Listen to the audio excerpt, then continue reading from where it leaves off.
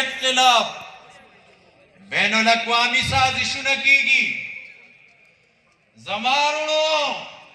کپ پارلیمنٹ کی جمعیت علماء اسلام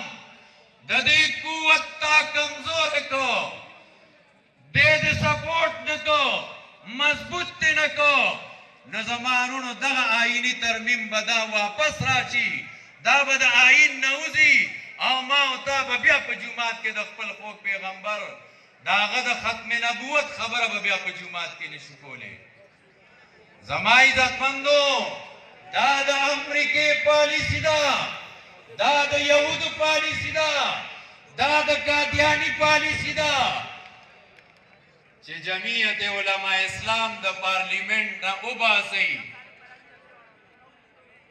او نن تاسو ګورئ دا خلق په دې خپل مهم کې کامیاب دي د پاکستان د پارلیمنټ نه ټول مذهبي قوتونه بغیر د جمعیت علماء اسلام نه پارلیمنټ نه بهر شو